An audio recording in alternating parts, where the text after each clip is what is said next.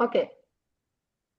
Okay, let's begin. Thank you so much and welcome, dear friends. So wonderful webinar tonight. And I want to introduce myself. My name is Ina Bilyayeva, and I am a volunteer coordinator in grassroots response to the Ukrainian crisis. And I just wanted to say welcome to this meeting.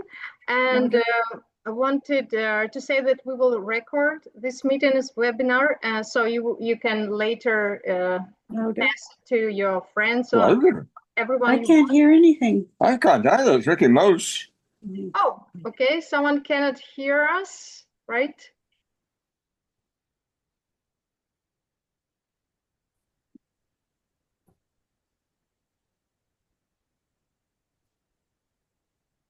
I don't hear you now. Okay, can you hear me now? Sorry. Yes, okay. Okay, thank you. Okay, so, and I would like to say a few words about grassroots response, just in case if someone will join here who doesn't know about our organization. So we are a non-for-profit organization, and we were founded by Stephanie Gertz in 2022, and the main goal was to help Ukrainian newcomers, to support them as much as possible. And right now we operate 3.5 years across Ontario, and we have many guest houses and different kind of support. So, and right now we have a new project. It's called Voices Across Time. And this is a very interesting project where we try to collect different stories from actually Ukrainian newcomers and from our volunteers who have Ukrainian roots. And we try to collect, why do we do this? Actually, yeah, it's a good question. Why do we need to collect these stories?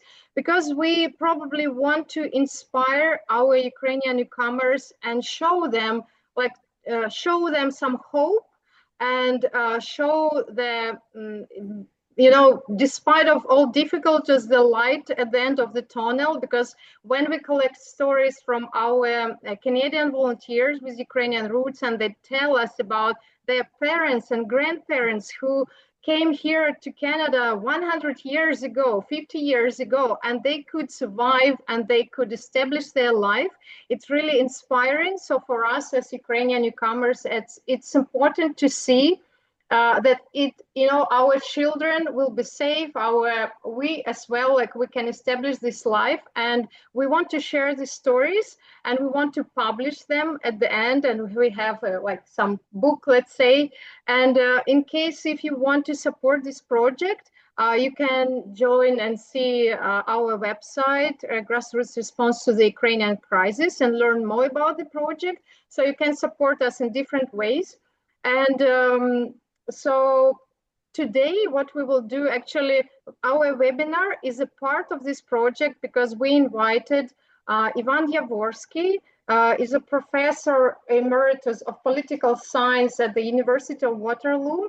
And Ivan actually knows a lot of these waves of immigration of Ukrainians or someone who related to Ukraine, right, from Ukraine to Canada, and could establish their life. And so Ivan agreed to help us to understand and to see some similarities and differences between all these waves of migration. And probably today we will see, we will a little bit reflect about these processes. And in case if you will have questions, there is a possibility to ask these questions later after the lecture. So first, Ivan will conduct this lecture like approximately 40 minutes, and then we all can ask any questions we want. So you can write it down in the chat, or you can ask it later in 40 minutes. And in case, if you're interested more, I can say that Ivan his research has focused on dissent in Soviet Ukraine, civil-military relations, and diaspora experiences. And he's the author and editor of several books about Ukraine.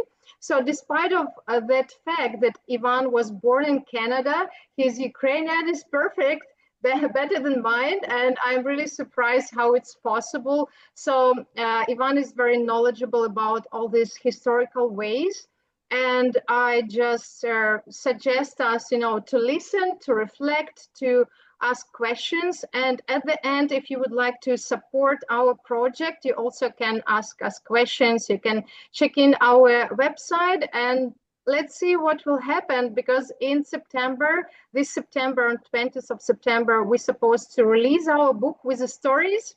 And if you want to be a part of this celebration, we will have a celebration in our new Hamburg guest house, and you can join us there, and we will see each other in person and share, continue to share our stories and learn from each other.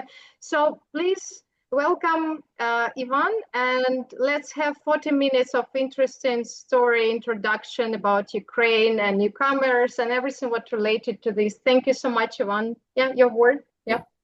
Дякую, Inna. Thank you, Inna, for the kind introduction. I was asked to begin by saying something briefly about the current situation in Ukraine. It's, of course, as almost anyone who listens to the news knows, a difficult situation, and has been difficult for quite a while now. The situation, of course, is not hopeless, and numerous commentators keep repeating that, Ukraine's soldiers have shown great heroism. A large part of the population has shown very great resilience. And it is possible, and we must hope, that the current bloody war in Ukraine, now in its fourth year, will end this year or maybe next year. Nonetheless, this does not change the fact that much of Ukraine's territory has been devastated, and many soldiers and civilians have been killed, wounded, or traumatized. No one should underestimate the consequences of this bloody and tragic war. I don't want to dwell on the horrors still faced by Ukraine's population, but one rather gruesome and unfortunate example. In Kherson Oblast and elsewhere, civilian vehicles and even individual civilians have been targeted and hunted down by Russian drone operators, a bizarre form of safari, if you want to call it that. And Russia's attacks on Ukraine have escalated during the last few weeks, leading not only to continuing casualties among soldiers and civilians, but to the continuing destruction of significant elements of Ukraine's cultural heritage. So even in the best circumstances, when this war is over, Ukraine will face a long and very difficult process of recovery. Important parts of the country's infrastructure have been devastated. Large territories have been mined and will have to be demined, which is a long and difficult process, and the country's ecology has greatly suffered.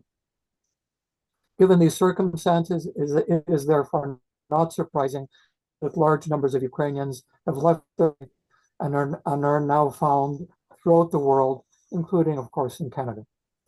In fact, the current fifth wave, and I'll explain all of these waves briefly, the current fifth wave of newcomers from Ukraine to Canada is now the largest of all waves to date. And the current number of new arrivals from Ukraine to Canada since 2022 is approximately 300,000 individuals. Now, another quick background explanation. Discussions of this kind usually focus on ethnic Ukrainians, but it should be noted that those coming from what is now Ukraine to Canada included in the past a number of other groups, in particular Mennonites and Jews, and currently include representatives of a variety of ethnic minorities in Ukraine, for example, Crimean Tatars. I will focus on ethnic Ukrainians, but I personally have a strong interest in the ethnic minorities of Ukraine, and will gladly answer any questions you might have concerning these ethnic minorities. An interesting fact, for example, a large percentage of the Mennonites in this region, in the Waterloo region, have roots in Ukraine. Someone told me as many as 50% of the local Mennonites actually have roots in Ukraine, in the Zaporizhia region. And Canada's Mennonites have special programs to aid those who are suffering from the war in Ukraine. So they are showing a certain interest in and loyalty to the country from which many came to Canada. So again, I wanted to emphasize, I truly look forward to your questions and comments, and will do my best to answer your questions.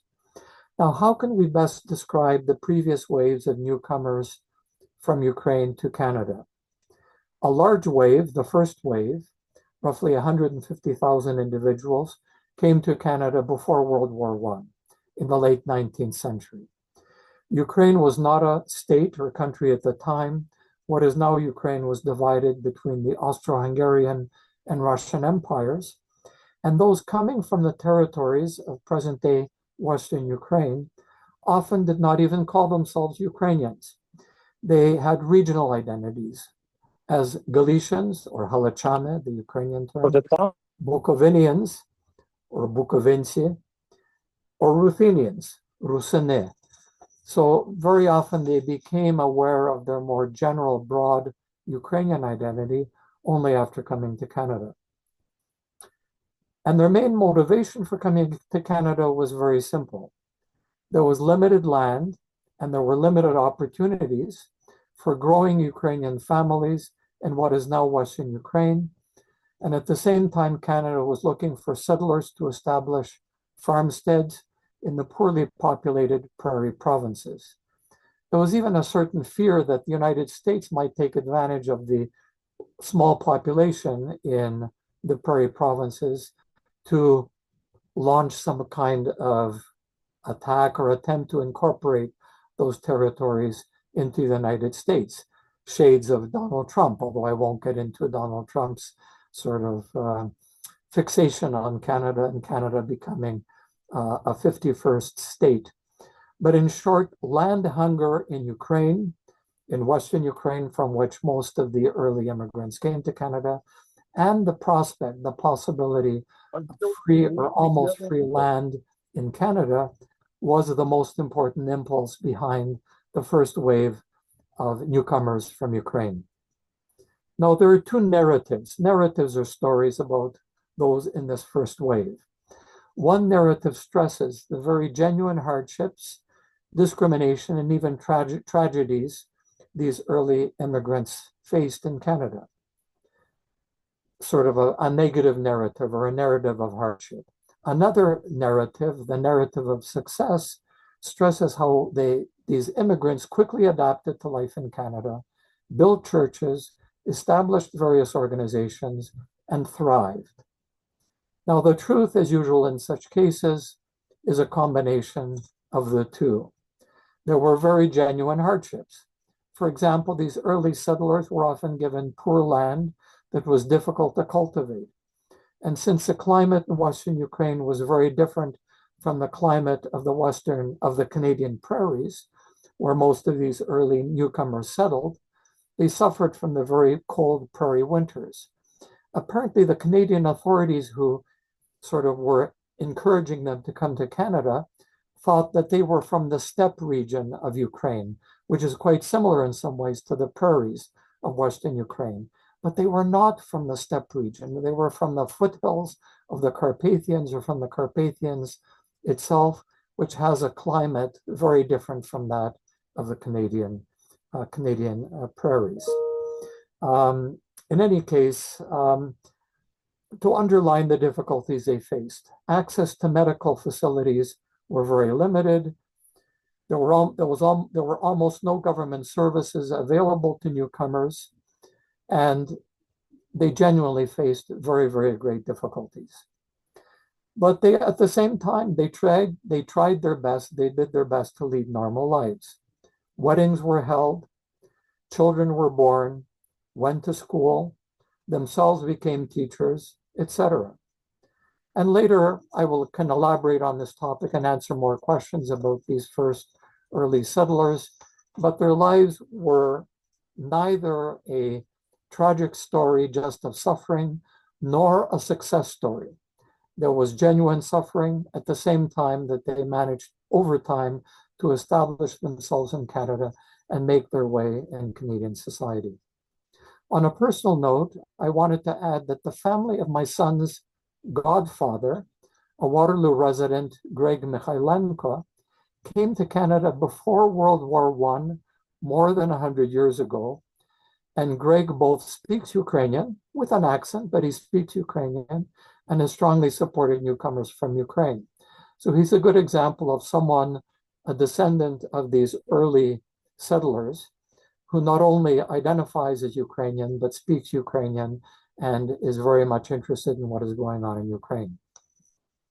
Now, the second wave between the two world wars was smaller, considerably smaller, but more educated and politicized.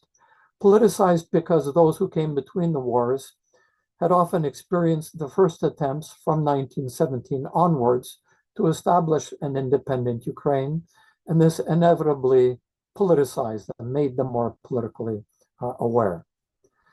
The third wave after World War II was the most politically active of the early waves of newcomers from Ukraine.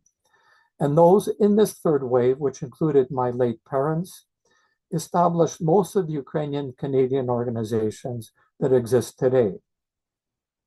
And again, I can say more about the third wave if there are questions about them. They were, in some respects, typical nationalists. They were very much attached to national ideals. Some of them had engaged in fighting during World War II against Nazi or Soviet forces. They were, again, inevitably more politicized than many of those who came earlier. The fourth wave consisted of those who came to Canada after Ukraine became independent. They left mostly for economic reasons, to lead a better life, since, especially in the 1990s, and some of you may, of those of you who are from Ukraine may remember the 1990s, Ukraine suffered a very great economic downturn after independence, and those who wanted a better life found very often a better life abroad. And the fifth wave consists of the newest arrivals, those who left Ukraine after 2022 because of the terrible war, which continues to this day.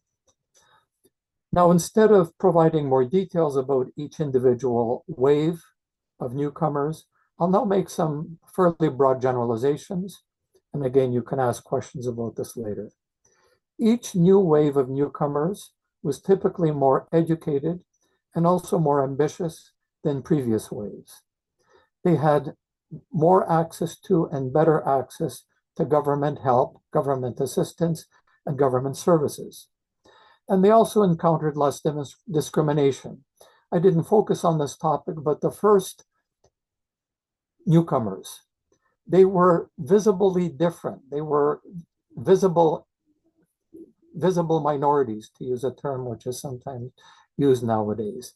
They were, to use a cliche term, stalwart peasants in sheepskin coats who were accused of smelling of garlic and engaging in crude customs such as 3-day weddings and so on and so forth.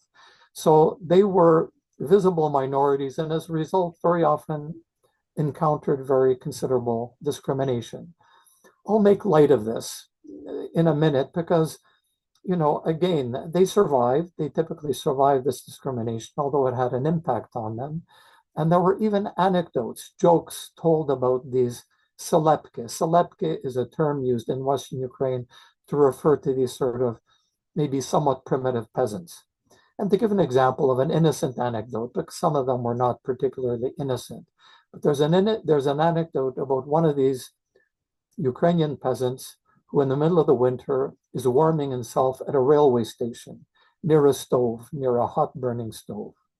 Unfortunately, his pants catch on fire and he begins running through the waiting room of this railway station, yelling and screaming in Ukrainian because he doesn't know English.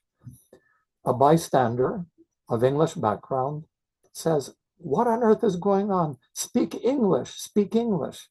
And the Ukrainian responds, "No, speak zadnicu, speak zadnicu." Zadnica means your back, your back space, your ass. And he was trying to explain that his ass was on fire. So he said, "Speak zadnicu, not speak English." Again, a stupid example of early Ukrainian Canadian humor. There are other anecdotes which are less sort of innocent. and less sort of humorous, because very often the local Canadians of English or other backgrounds would make fun of these early immigrants. Okay, now, as I mentioned, each new wave of immigrants found it easier in terms of both being provided with some government services, encountering less discrimination. This did not mean, however, that they had an easy time of it in Canada. But again, they generally faced fewer problems. They did not, however, necessarily understand, communicate with, and cooperate closely with those who had come earlier from Ukraine. The more recent newcomers sometimes looked down on those from previous waves as, to use a Ukrainian term, I'll try translating it as stary banyaki. Stary banyaki, I guess a rough translation would be old geezers, that is, people out of touch with current realities who are not sort of with it. And they complained, the newer arrivals, and this repeated itself with every wave of immigration. The new arrivals complained that those who had come earlier did not understand them, did not understand their needs, did not understand their ambitions. However, the traditional Ukrainian churches, Ukrainian Catholic and Ukrainian Orthodox, sometimes help to bring together those from various waves, and churches still play an important role in the life of the Ukrainian diaspora in Canada. Now, another generalization, again, I'm making various generalizations, which we can discuss later if you wish. Over time, the new arrivals, as well as the growing number of those born and raised in Canada, became increasingly integrated in Canadian society and were not plagued by the inferiority complex, which was often found among many in the first wave of settlers. This led to them becoming more politically active over time, the new waves of newcomers, and they often tried to influence Canada's policies concerning Ukraine, whether it was Ukraine in interwar Poland or Soviet Ukraine, Central and Eastern Ukraine. I'll just provide some examples. A good example, in my opinion, is the female politician called Chrystia, the Ukrainian name Chrystia Freeland, but her mother's maiden name was Chomyak. She is from a family, I know some of the family members, the Chomyaki, based in Edmonton, Alberta. Chrystia Freeland was and still is a senior politician who has helped to shape Canada's policies regarding Ukraine. And by the way, both she speaks Ukrainian with a certain accent, but she speaks Ukrainian, and her children, who are the great-grandchildren of the original Chomyaki who came to Canada after World War II, they speak Ukrainian as well, and are members of a Ukrainian organization, youth organization called Plast. So this Chrystia Freeland is an example of someone with deep roots in Canada, whose grandparents came to Canada, but who is not only an active Ukrainian Canadian, but has helped to shape Canada's foreign policies regarding Ukraine. Another interesting example, the three most recent Canadian ambassadors to Ukraine, the three most recent Canadian ambassadors to Ukraine have been Ukrainian Canadians. All of them fluent in Ukrainian and with a very good understanding of Ukraine and its needs. Again, this is not unique. Sometimes Canada sends diplomats to countries that the diplomats have a good knowledge of, but some of these diplomats, I'll single one out in particular, Roman Vashtuk, who was there from 2014 to 2019, a very crucial time. He was an excellent, in my opinion, go-between between Canada and Ukraine, and he had a significant influence on Canada's policies regarding Ukraine. Now, continuing my generalizations, increasingly the better educated Ukrainians in the second and third waves of newcomers also did their best to counteract the ignorance about Ukraine, which was widespread in academia and society at large. To give an example of a rather typical misperception, if you a newcomer mentioned you were from Ukraine, a very sort of frequent response was, oh, so you're Russian or you're from Russia, because Ukraine was identified with Russia as a part of Russia. So it was important to try and combat these stereotypes, these misperceptions concerning Ukraine. And the work of the Canadian Institute of Ukrainian Studies, which is in Edmonton, and its United States counterpart, the Harvard Ukrainian Research Institute, both of those institutions arose as initiatives of diaspora Ukrainians back in the 1970s, 50 years ago. And these two institutions, including a Canadian institution, the Canadian Institute of Ukrainian Studies, have had a significant influence on how Western countries view Ukraine. In fact, you could say that they emerged, or they were created just the right time to have an increasing influence on how Ukraine was perceived, how Ukraine was viewed in Canada, the United States, and other countries. Now, the Ukrainian diaspora has not, unfortunately, been blessed with a large number of multimillionaire philanthropists of Ukrainian background, but there are a few, and I wanted to mention them, who have supported not only academic projects, but other worthy projects in the diaspora and in Ukraine. They include, among others, the late Petro Yatsik, who left behind him a foundation which is still operating and giving grants for worthy projects. James Temerte, still alive, and originally born in Donbass in far eastern Ukraine. He left Donbass as a small child with his parents near the end of World War II. And George Mihal, who has also established a foundation which provides funding for various Ukraine and Ukraine-related activities. Now, another important development was a creation during World War II of a coordinating body for Ukrainian Canadian organizations. It was originally called the Ukrainian Canadian Committee. It's now called the Ukrainian Canadian Congress, and a branch of this organization was recently established in the Waterloo region. It was not easy establishing this organization, partly because Ukrainians are notoriously sort of fractious. It is, they have difficulty coming together and engaging in common enterprises. So it was actually the Canadian government had to take the initiative to sort of force various Ukrainian organizations to come together during World War II and create this, what is now the Ukrainian Canadian Congress. And on this theme, I'll throw in another anecdote. I'll say it first in Ukrainian and then provide a quick translation.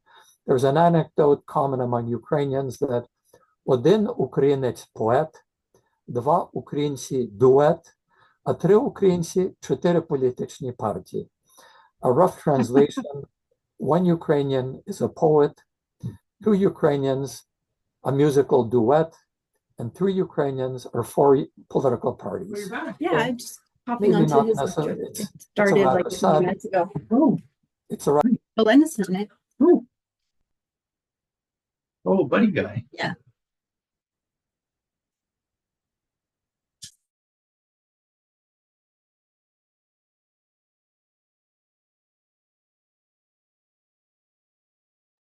You are on mute.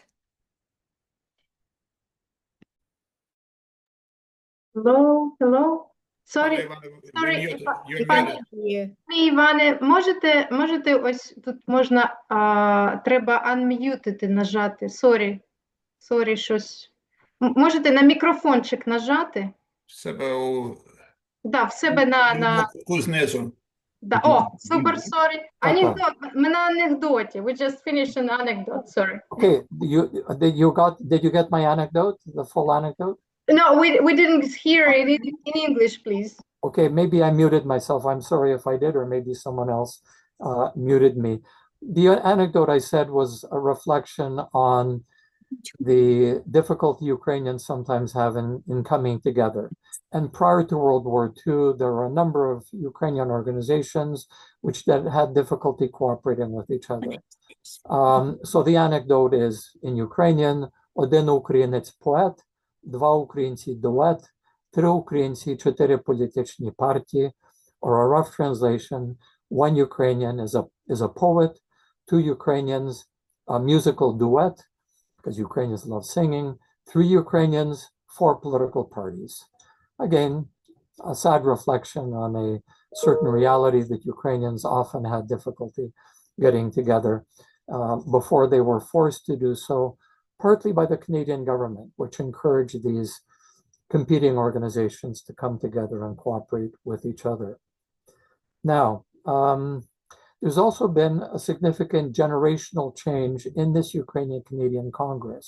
And I wanted to mention it because locally, the local branch of the Ukrainian-Canadian Congress now consists almost completely of individuals from the fourth wave, that is, people who came here after 2014. And I believe I'm probably the only individual of an older generation who is active in this organization. And this is true also of other branches of the Ukrainian-Canadian Congress in Canada. This fourth wave has, in a sense, stepped up to take over from the older generation of immigrants.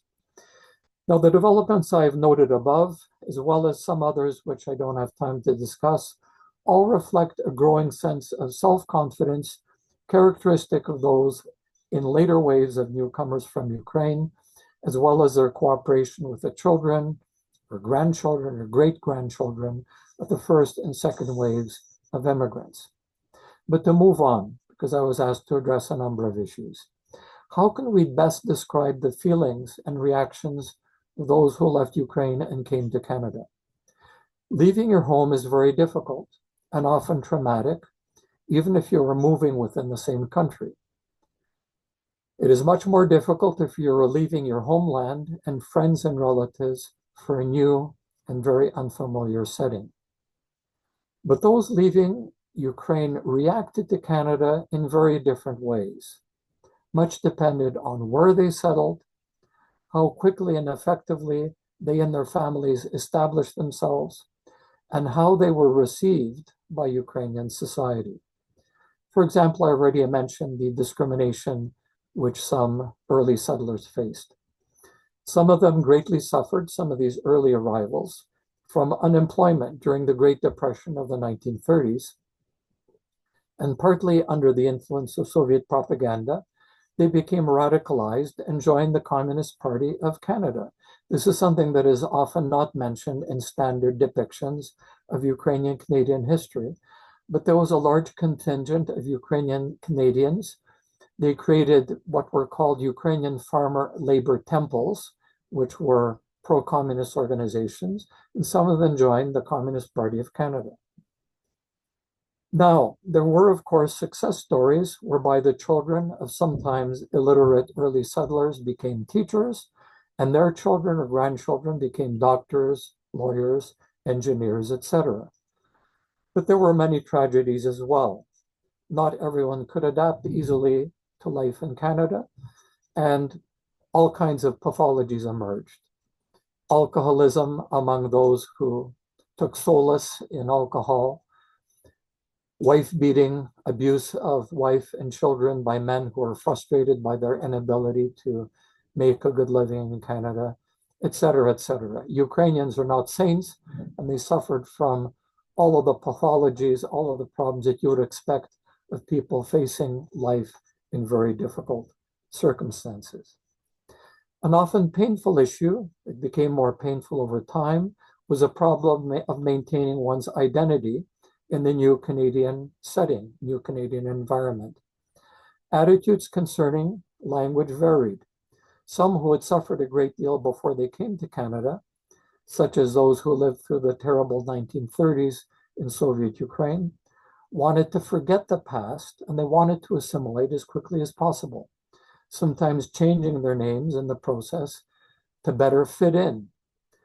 Even I, for example, my mother, who came from Soviet Ukraine and went through terrible experiences both in the late 30s and during World War II, wanted me to have the first name of John. In my documents, I am John, because that was seen as more Canadian and helping me fit in.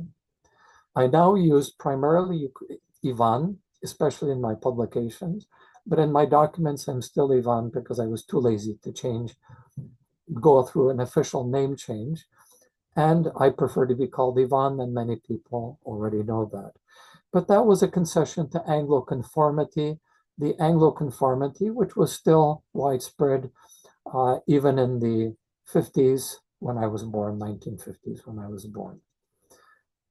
Others, though, in contrast, no matter what they had experienced in Ukraine, were determined to maintain their identity, and they wanted to ensure that their children and grandchildren spoke Ukrainian.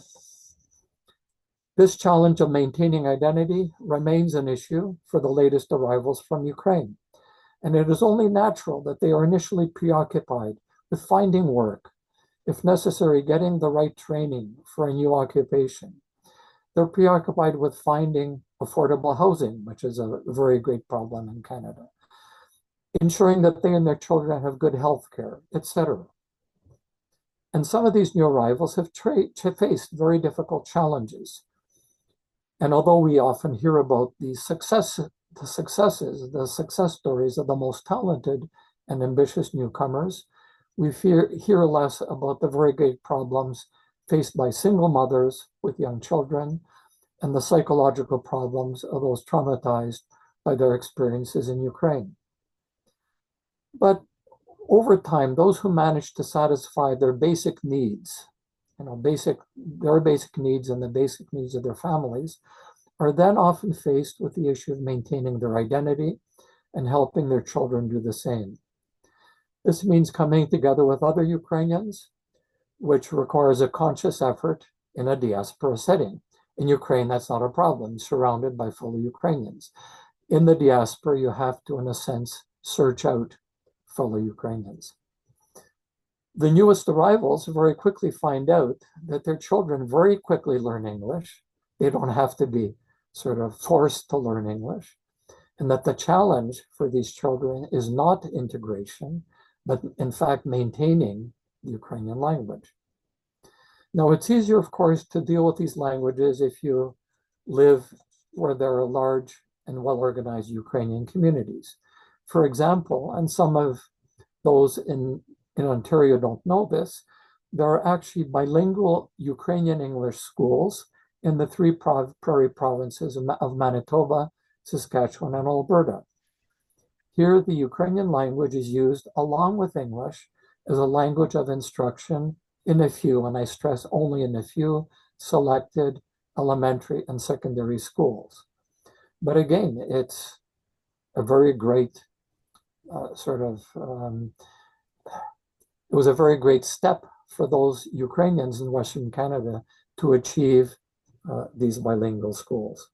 It was a result of very intensive lobbying by the fairly large and fairly well-organized Ukrainian communities in the prairie provinces. And these are not private schools, these are state-supported regular elementary and secondary schools. Those living, however, in smaller Canadian communities where there may be very few Keep an eye out for some extra socks. Are at a disadvantage. I've got 4 pairs and I'm missing half. Their identity. Anyway, just keep an eye. Have you looked out in the? Yeah. It should be, They'll turn it up should somewhere. be noted here that a powerful role in this process of maintaining identity consists of bringing together Ukrainians who came here at different times and in various circumstances, is played by culture and folklore. Ukraine had and still has very rich cultural traditions, for example, in music and dance. And these traditions have been preserved and even developed in often innovative ways in Canada and the other countries where Ukrainians live. Even those who no longer know the language Ukrainian or know it only poorly can enjoy a link to their cultural heritage by joining a Ukrainian choir or dance group, or making pisanke and other traditional handicrafts. Now, what has changed most over time? Those coming to Canada in the last few years have received considerably more help and support from federal, provincial, and sometimes municipal governments, as well as from various volunteer groups than those coming in previous waves of arrivals from Ukraine. This support is very often stretched thin and often doesn't properly compensate for the many problems faced by some newcomers, but this is a new, positive, welcome development. It's not always easy, for example, for newcomers to navigate the ins and outs of Canada's various bureaucracies. And here, organizations such as Grassroots play a very important role, not only in providing immediate assistance to those in need, but also helping those confused by the patchwork of government programs available to newcomers and the paperwork, sometimes endless paperwork, they face as newcomers. I was not instructed or encouraged to praise Grassroots in my presentation, but it is one of the most successful Canadian volunteer organizations helping newcomers from Ukraine. It may even be the most successful, although I don't know about what is going on in all the various Ukrainian Canadian communities. Now, another very important difference between the past and the present. In the past, Ukrainians who came to Canada sometimes returned home, but return migration was not common. A few left-wing Ukrainian Canadians influenced by Soviet propaganda returned to Soviet Ukraine in the period between the two world wars or during the post-Stalin period. But this was a rare phenomenon, and the stories of these returnees, I can say more about this if anyone is interested, was often very tragic. In contrast, when Russia's war in Ukraine ends, it cannot last forever. Many of the new arrivals who find themselves in Canada will return to Ukraine, although estimates of how many vary a great deal. And decisions about returning to Ukraine will depend very much on the situation in a post-war Ukraine. Debates and disputes on this topic will often be difficult and even traumatic. For example, some of the children of newcomers have now been in Canada for over 3 years, have adapted to life in Canada, and may be reluctant to return to Ukraine, a country they may associate with war and suffering.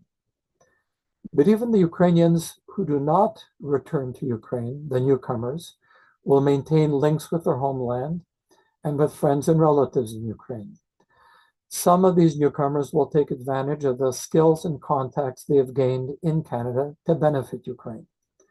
And just as Canada has helped Ukraine, Canada can learn a great deal from some aspects of the experience of Ukraine and Ukrainians.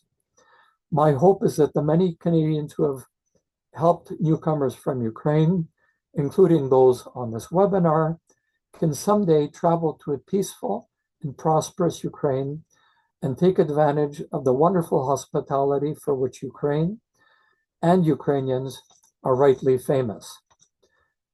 I wanted to end on a non-scripted note. I don't have notes on this. For me, the concept of community, the Ukrainian term as hromada, is very important. What we have managed to build, partly through the efforts of organizations like Grassroots, is a very interesting and very positive Ukrainian Canadian community here in the Waterloo region. Now, I also encourage newcomers to get involved in the broader community, and some have been and are getting involved in the broader community. But they also need a community where they feel welcome and where they feel, and to which they feel links. And for this, our small but increasingly active Ukrainian Canadian community in the Waterloo region serves that very noble goal. Now, as I mentioned earlier several times, I very much welcome your questions and will do my very best to answer them. Thank you. Thank you so much, Pane Ivan. Thank you so much. It was a pleasure to listen to you. I learned so much. It's like was very fast learning like 1 year history. It seems like you put so much information in this 40 minutes. I'm so grateful to you. So please, dear friends, if you have questions, who would like to begin? Because I hope I can see all. If you, just a second, so I can see all people. If you have question, please just raise your hand and unmute yourself and ask. Okay, I see we have the first question from Rostislav. Right? Oh, Rostislav, do you have a question? Or am I? Yeah.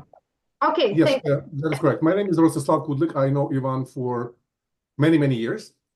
We've been friends. I call myself a friend for Ivan many, many years. And thanks, Ivan, for a very insightful, very kind of all-encompassing summary of Ukrainians in Canada. And that was truly, truly insightful. Thank you so much for that. A couple of comments and questions. First, a little bit of correction. You had mentioned that full-day Ukrainian bilingual schools are mostly confined to the prairie provinces, which is not 100% true, because at least in Toronto City, in GTA, there are at least 3 bilingual schools, St. Sophia, St. Demetrius, and St. Joseph, which offer a couple of hours of Ukrainian instruction in Ukraine. That was one. And obviously, the other thing I would like to comment on is maybe to illustrate the hardships of the earlier generations of Ukrainians, which is not very well known among newcomers, probably, is the story of the internment of Ukrainians during the First World War.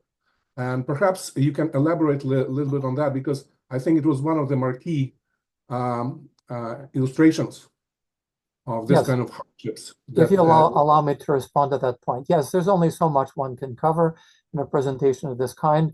I'm aware of the bilingual schools in Toronto, but I wanted to focus on the more dramatic example of the prairie provinces. So that's one point. Now, concerning the internment operations, what happened was during World War I, when Canada was involved in the war effort, Austria-Hungary was an enemy, and some Ukrainians from Western Ukraine, from what was Austro-Hungary at the time, were still citizens of Austro-Hungary, and as such were considered to be potential threats to domestic stability in Canada.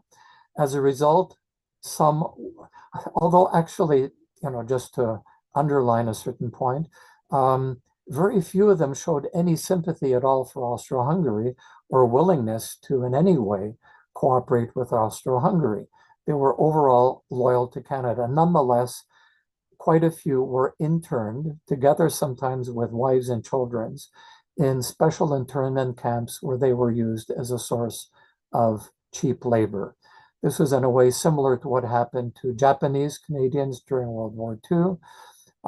And I could go on and on about this phenomenon, but quite a bit has been written about these internment operations. And again, they're one of many things I could have mentioned, but thank you, Rostislav, for raising that point. Thank you, Rostislav. Did you want to add something? You raised the hand again, no? No, my apologies. I tried to put it down. Okay, thank you. Thanks, but thanks very much, Ivan, for your comments. Thanks. Yeah, thank you, Ivan. Yeah, next question, please. Who would like to ask her? I believe there are many questions. We just think about this, right? Yeah, if you don't have access to the microphone, you can write it down and we can read, so it's also possible. Please don't be shy. Yeah. Does anyone have a question right now? Inna, maybe you have a question for me. Yes, of course. Yeah, yes, of course I have. Just okay. Yeah, I was during your explanation. First of all, I want to say that I didn't know that there were like 5 waves of migration from Ukraine. I thought it's maybe 2, 3 maximum, but you mentioned 5. And you also mentioned about, you say like minorities, like, right, for like people like groups like Tatarian or Mennonites who would also relocate from Ukraine to Canada. Can you just like briefly describe like the difference between the migration of like ethnical Ukrainians and those minorities, like what forced them to leave actually? Because I see here now meeting some representative of actually those Mennonite groups. So that's why I'm interested, you know, to ask about this. Mm-hmm. Well, again, it's interesting that the usual date of the first appearance of Ukrainians in Canada is set at 1891, when two residents of Halachina came to Canada. However, it's very likely, and I don't know all that much about the, prehistory of this phenomenon, but I'm fairly sure that both Mennonites from what is now Ukraine, as well as Jews, came to Canada before 1891. So, depending on how you define who is a Ukrainian, whether it includes people of Mennonite background, Jewish background, etc. And that, by the way, is now very much the case. You have more and more people of Jewish background in Ukraine saying we are Ukrainian Jews. We're not Russian Jews, we're Ukrainian Jews. But if you look at the history of migration from what is now to Ukraine to Canada, it includes people who probably came to Canada before 1891, including Mennonites, some of whom settled in Western Canada, some of whom settled here in the Waterloo region, and Jews who, for example, many Jews from Ukraine, from the port city of Odessa, settled in Montreal, and some of them knew Ukrainian quite well. There used to be, I grew up in Ottawa, there was a delicatessen, a store in Ottawa run by a Jewish family, where depending on who came in, they would start speaking to you in Polish or Romanian or Ukrainian or Russian, because at least one or two people in the store, running the store, knew these various languages. Now, the Mennonites are of special interest to us here in Waterloo region because Waterloo has a large Mennonite community. And many had roots in two large colonies, Mennonite colonies, in what is now the Zaporizhia region of Ukraine. One was called Molochne. The other colony was called Khortytsia. Khortytsia is it's now almost a suburb of the city of Zaporizhia, but it's a territory which had great symbolic significance to Ukraine's Cossack population because you had a Cossack siege, a Cossack military camp on Khortytsia. But when that siege, that Cossack encampment was dissolved forcibly by Catherine the Great and her officials, she brought in Mennonites who settled on that territory and became very attached to it. So an interesting story, which some of you may know, in the 90s, one of the local Mennonites here in Waterloo, who had roots in Ukraine, went to Khortytsia, went to an old oak tree, still alive at the time, it's unfortunately dead or almost dead now, took some acorns from this oak tree, planted them here in Waterloo, and then gave the saplings, it is the young trees, to several organizations here. There is one of these oak trees now, quite a large oak tree, now grows near Conrad Grebel College, the Mennonite College at the University of Waterloo. One grows near the headquarters of the Mennonite Central Committee, and one grows near the local Mennonite high school. So, there's this very interesting symbolic relationship that some local Mennonites still feel with respect to Ukraine. Maybe I've said enough about this, but I thought I would stress that local sort of aspect of ethnic minorities and their links to Ukraine. Thank you. Thank you so much, Ivan. It was really interesting to know, but I didn't know about the oak tree. It's interesting to learn. And we have a next question. Yes, Carol, 1 second. We have one written question from Irina. So she asked, and then next you will be, okay? So Irina is asking, thank you for the historical overview. Is it true that the first wave of Ukrainians had very good relations with the First Nations people in Canada? It's a good and interesting question. I don't know a great deal about this, but I do know that Ukrainians, the first wave, largely settled in rural areas, very often close to native communities.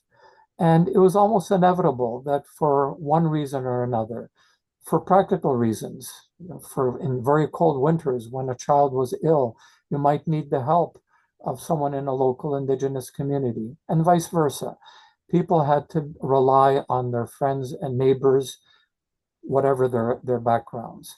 And there were some interesting interrelationships. Apparently, some native women, indigenous women, began wearing the very colorful scarves, which were commonly worn by Ukrainian women, and became quite attached to them. It became almost a part of their habitual headgear. There were even cases, I assume they were quite rare, but of some representatives of the indigenous peoples learning a bit of Ukrainian. Again, if they lived close to Ukrainian community, it helped for them to know a bit of the language.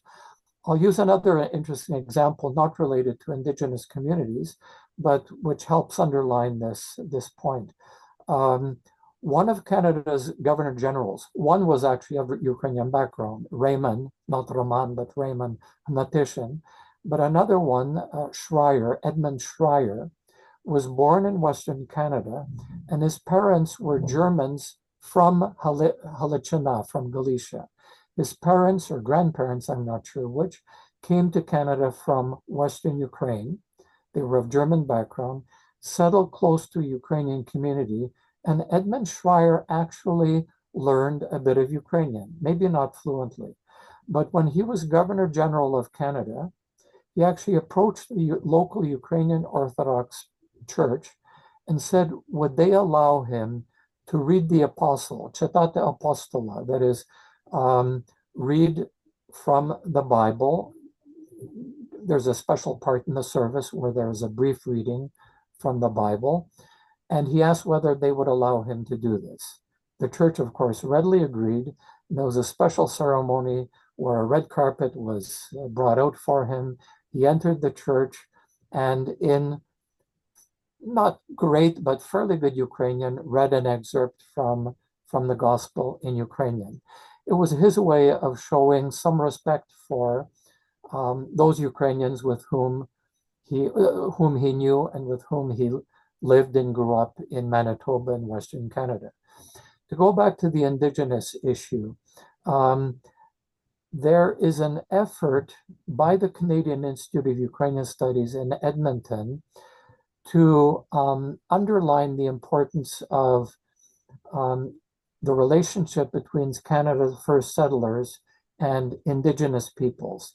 They also have a special project, and there's information about this on the website of the CIUS, the Canadian Institute of Ukrainian Studies, to stress how the Crimean Tatars in Crimea see themselves as indigenous to Crimea, and in fact have been officially recognized in Ukraine as the indigenous population of Crimea, and to underline that the Crimean Tatars therefore have something in common with the indigenous people of Canada, the First Nations.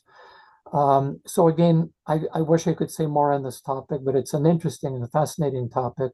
Some research is being conducted, and you may be able to find more information about this on the website of the Canadian Institute of Ukrainian Studies in Edmonton. Thank you so much, Ivan, for sharing. And now, Carol, yes, you wanted to ask a question? Yes. Yeah, can we hear you? We cannot hear you. Yes. Yes. Can you hear me? Yeah, Yes. perfect. Thank you. Thank you so much for your presentation, Ivan. We are colleagues. I was at Grable, now retired, thankfully, but UW colleagues. And I was there when the oak tree was planted, the oak tree from from Ukraine. So I'll take you there sometime, Ina. You must see it. I was going to say that you had the first wave a little bit later than it really is. I'm married to a man by the name of Lyle Friesen, which is, of course, one of these Dutch kind of names, Mennonite. And Catherine the Great invited those people to come over to Ukraine to help farm, and you would know all about that. But then with all the uprisings, it was not convenient or comfortable or would possible for some of them to stay. So it was 1874, I do believe, Lyle keeps telling me, when his people came over from Ukraine to Canada and settled in Western Canada, Steinbach, Manitoba, and Winnipeg. But so if you want to put a footnote to your reference points, and I can give you more information about that. Sorry, Lyle's not here right now, but that was the earliest and the very first migration. So just to do a footnote on your history notes there. But thank you very much. And I know when the war started, it mattered to me just on a global basis. But to Lyle, it was his home country. And the grief and the anger just stirred me. In fact, I wrote to his sister, "Why is Lyle so upset?" And then very soon I found out why. But it took me a few days to understand. So whether you come from the Prussian, Dutch, whatever background, but you lived in Ukraine for some 100 years, your people did, you are also Ukrainian. So thank you so much. Thank you, Carol, for your comment. And I should say that I did mention that prior to 1891, there were people from Ukraine who arrived in Canada, okay, both Jews and Mennonites. So I did mention that, although I didn't have the details at my fingertips. I should also add, on a somewhat more somber note, the Mennonites in Ukraine suffered a great deal during what was called the Civil War period. That is, this period of very great upheaval, especially from 1917, but even a bit earlier until about 1920 or 21. And a place called Hulai Pole was the center. It's in Zaporizhia Oblast. It was a center of activity of a anarchist chieftain called Nestor Makhno.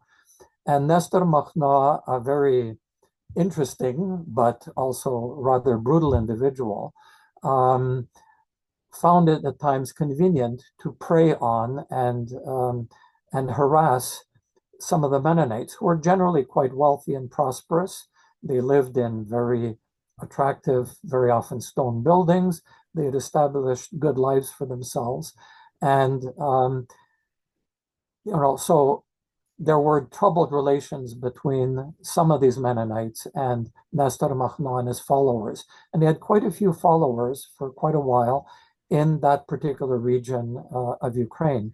Therefore, there was some bad blood, and some Mennonites from Ukraine therefore have, a somewhat negative stereotype of Ukrainians as a result of what their parents or grandparents or great-grandparents suffered during the revolution. And there's a literature on this topic. I think there's a book called The Dance of Death, something like that, which describes some of the difficulties faced by Mennonites in the Zaporizhia during this Civil War period. So, there was good as well as bad. On a positive note, some of you know City Cafe. City Cafe, there are three branches of the City Cafe in Kitchener-Waterloo. It was, I'm not sure if it still is, but it was run by a fellow of Mennonite background. And his parents, or maybe his grandparents, used to make a traditional Ukrainian Easter bread called Pascha. And for his Mennonite friends, he would, at Easter, for the Easter celebrations, bake the same kind of traditional Ukrainian Easter bread, which his forefathers used to bake. And so there was, the hope, Catherine the Great's hope was that the Mennonites she brought into what is now Ukraine would pass their agricultural technologies and agricultural skills onto Ukrainians. That maybe happened occasionally. It didn't happen maybe as well and successfully as Catherine the Great expected. But there were a variety of interactions, including even simple culinary interactions. It is in terms of the foods and so on that the Mennonites picked up from their Ukrainian neighbors, and maybe their Ukrainian neighbors picked up something useful from their Mennonite neighbors as well. Thank you, Carol, for your question. Thank you, Ivan. And yeah, someone else wants to continue. I see Robert. Sorry, do you have a question? Because I see you're unmuted. Maybe you wanted to ask something. No, sorry, I'm wrong. Yes, Olena. Yes, please. Hi, Ivan. It's so pleasure to see you again, and thank you so much for this lecture. It's very important for us, for Ukrainians who are here, and for Canadians, all of Canadian friends. And maybe it's like a bit private question, but I want to ask you, can you share with us how did you learn Ukrainian language in so good level? And because I heard your language, you're Ukrainian, and could you please share with us how it was? Okay, thank you for the question. And you know, again, I don't want to praise myself. In fact, I would like to emphasize that normally what one finds in a diaspora setting is a rather simple version of the language of the parents and grandparents from the home country. There's even a term for this, some of you may know it, kitchen Polish or kitchen Italian or kitchen Ukrainian. It means a simplified version of the language whereby you can speak to the baba, the grandmother, about food. You know your favorite foods, you know what they're called, and you can communicate with your grandparents or parents using this simple kitchen, let's say Ukrainian. But this doesn't always operate. First of all, some organizations, such as the Ukrainian youth organization Plast, it's a scouting type organization, and a prerequisite of belonging to this organization was a certain level of knowledge of Ukrainian, and it very much not only encouraged, it fostered the use of Ukrainian during summer camps and during the activities of this organization. There were other organizations of that kind which also stressed the importance of knowing the language. But every child is different. And I have a sister raised in the same family, the same circumstances, whose Ukrainian is not quite as fluent as mine, because I showed probably a rather eccentric, that is strange interest in my background. And I read quite a bit in Ukrainian, even at a fairly early age. And you can only improve your vocabulary and your language skills if you read as well as use the language in a domestic setting. Unfortunately, what happens is most of the time people use their parents' or grandparents' language in a domestic setting, and that leads to well, the term bastardized is a bit too strong, but it leads to a simplified and not very sophisticated level of knowledge of a language. And I like languages in general, so maybe that also is a partial explanation for my good knowledge of Ukrainian. I like languages. I know Russian and understand Polish. I grew up in Ottawa, where I was surrounded by French. So your environment means a great deal, but what is also important is a certain level of interest. And if you pursue that interest, and a curious point, and again, I'm not praising myself, it was curious even to me. I made my very first trip to Ukraine in 1990 when I was already a mature adult. I was in my 30s. I was sometimes mistaken in Ukraine for a local. That is, some people in Ukraine thought they weren't able to place me which part of Ukraine I was from. This confused them, but they thought, well, maybe he's from, you know, Zhytomyrska Oblast, or maybe from Volyn, or maybe, you know, he doesn't speak our Ukrainian, but he speaks a good level of Ukrainian. Maybe he's from some part of Ukraine I'm not familiar with. And even in my family, my late father was from Western Ukraine, knew very good Polish. My mother was from Kiev, spoke very good Russian. My father would occasionally complain that my mother used too many Russian terms when speaking Ukrainian. She complained he used too many Polish terms when speaking Ukrainian. And I guess I grew up with a kind of synthetic Ukrainian, which combined the Galician Ukrainian of my father with the more Russian influenced Ukrainian of my mother. Well, I could go on, but it's an interesting question. And language politics is also a fascinating issue, something of great interest to me. It's interesting to note, this is something I didn't discuss in my presentation, but there are many things I could have mentioned and did not discuss, that Ukraine, partly as a result of the Russian invasion, which began back in 2014, but dramatically escalated in 2022, have switched to using Ukrainian.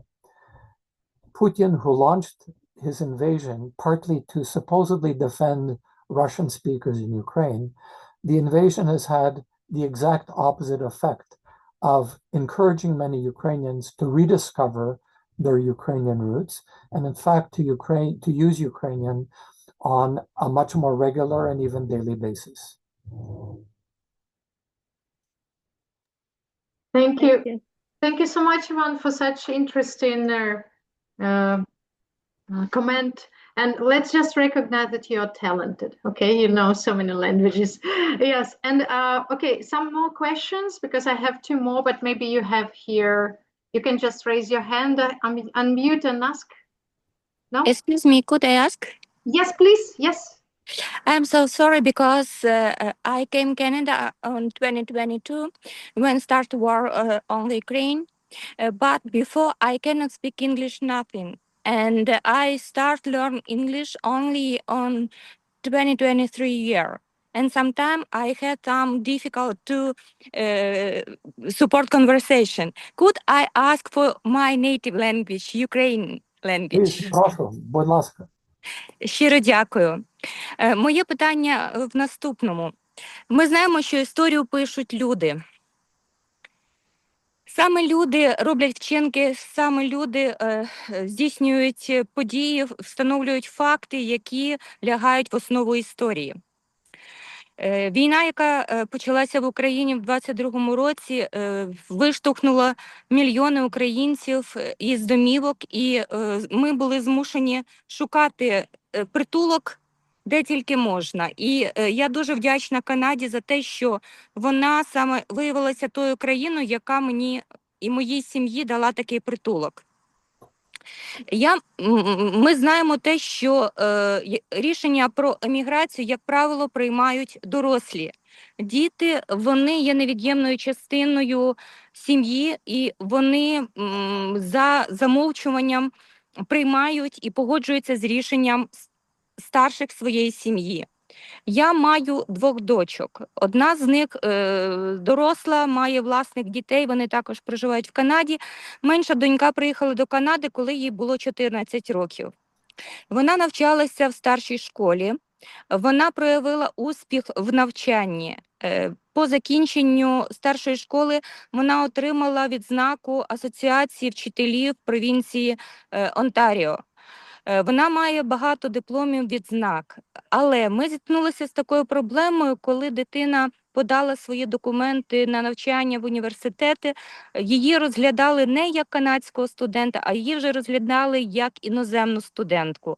І відповідно і умови для навчання дитини також відповідають навчанню іноземних студентів. Тобто я хочу сказати про ті виклики, з якими зіткнулися діти в сучасних умовах. І моє питання полягає в наступному.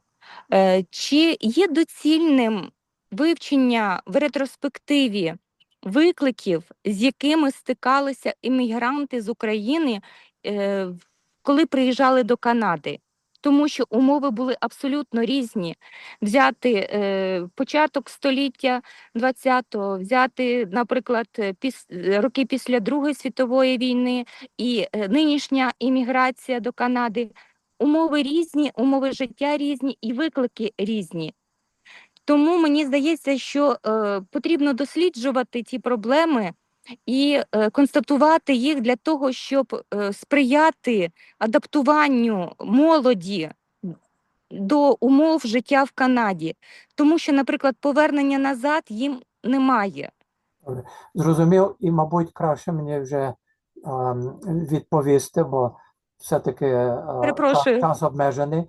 Да, можна перекласти? Just to summarize, I'll summarize quickly. Yes. The question dealt with, or the questioner stressed the importance of learning from the experience of previous waves, because some of what earlier waves experienced might be relevant and certainly is in some respects relevant to those facing problems currently. And the lady mentioned, for example, that some students, her daughter in particular, is facing a problem whereby she is required to pay foreign student fees for admission to higher education, whereas in some cases, some new students who are new arrivals have been allowed to pay the ordinary fees paid by Canadians rather than foreign student fees. Now, I unfortunately don't know a lot about this. I know that I assume that grassroots has some experience in dealing with the problems faced by students who are asked to pay foreign student fees, but of course find it difficult to do so. Foreign students pay much higher fees than the fees of Canadian citizens. So I believe that some local universities have agreed to charge only Canadian fees for students from Ukraine, but I don't know the details of this. It's best for the woman who asked this question to consult with maybe Inna or one of Inna's colleagues about what can be done, what should be done in this situation. I do know that there is, by the way, a large literature, both in Ukrainian and English, although much of it is in English, about the experience of those in these various waves of newcomers. There are two thick volumes, one published by the Canadian Institute of Ukraine Studies, devoted to the first wave and devoted to the second wave. There were plans to publish a volume devoted to the third wave.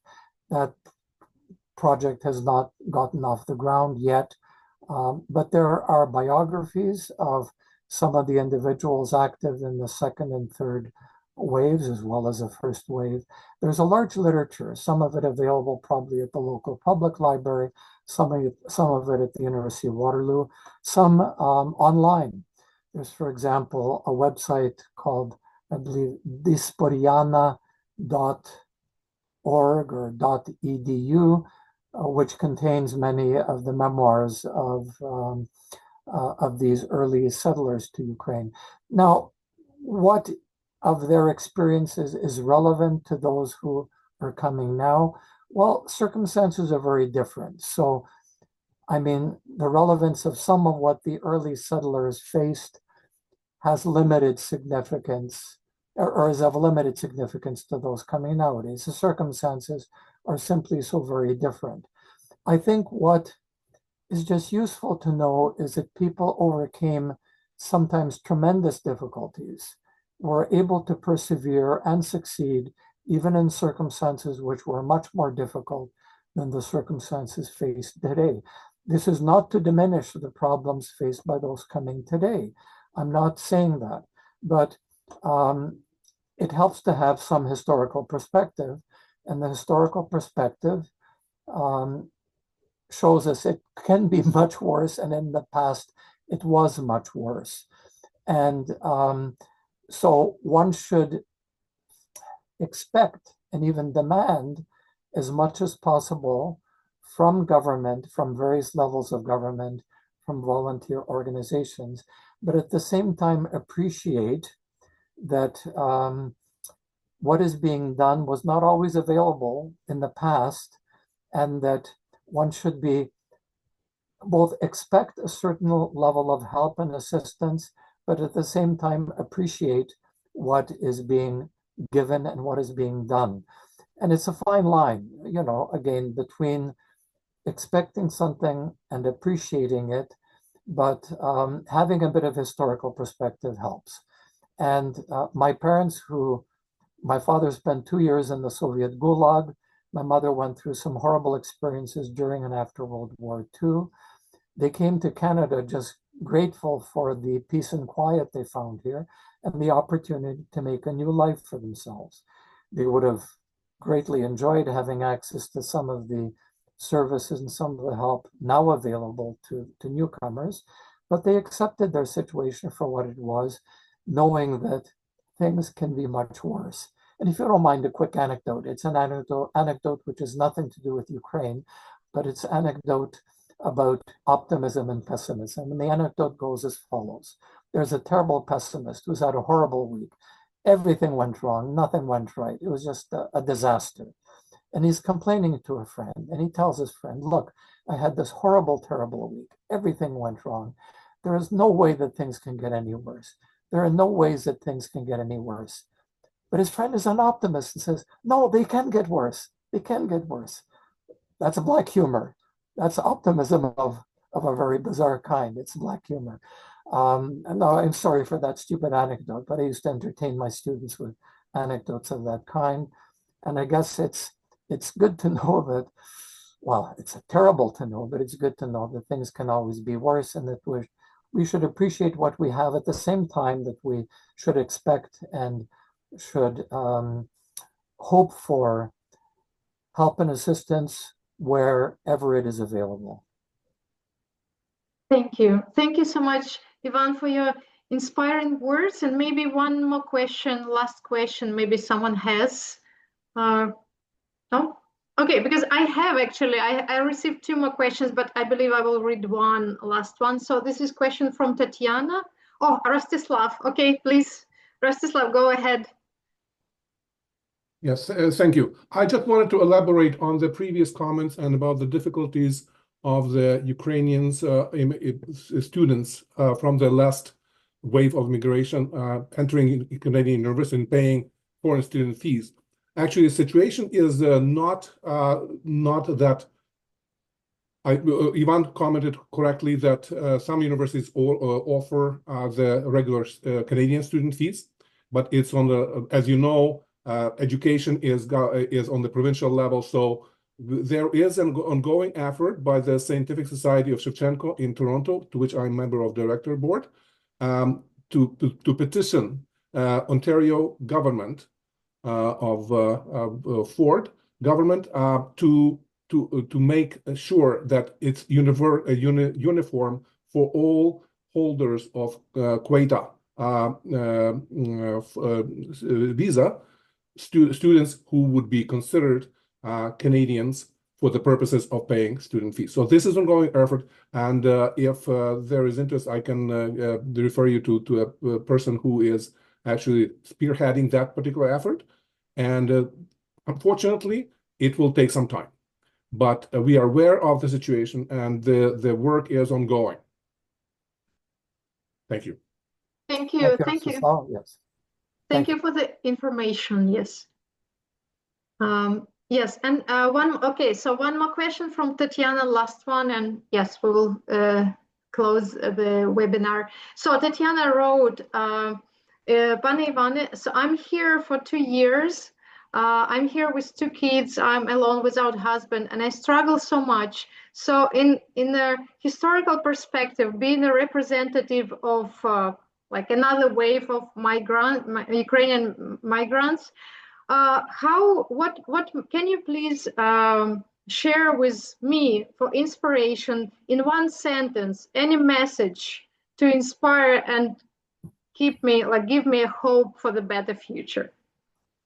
Okay, I don't see myself as an inspirational speaker, as someone who can necessarily say something that will be very comforting. All I can say is that, yes, there were some horrible, tragic stories. Every person is different. Some people, I could, for example, mention cases of musicians who came to Canada, very talented musicians, who could not find a niche for themselves in Canadian society, and who ended up doing menial work, which had nothing to do with their background and preparations. And I'm talking about, many years ago. It might be a bit easier nowadays, although music is not held in the same respect in Canada as it is in many countries of Europe. And those coming to Canada very often find out that their skills and qualifications and musical abilities are not appreciated maybe in the way it should be. But I know the case of my uncle. My uncle was a musician and composer. He is now he's my late uncle. He passed away a few years ago. George Fiala. He wrote contemporary classical music. He ended up playing as a lounge musician in nightclubs in Montreal. He hated it, but he quickly learned to play the Hammond organ, and he played, popular tunes for those at watering holes in various nightclubs of Montreal. And it took him a few years. He eventually landed a job in what was the Radio Canada International. Radio Canada used to have, and it still has, an international service, although unfortunately it no longer broadcasts in Ukrainian.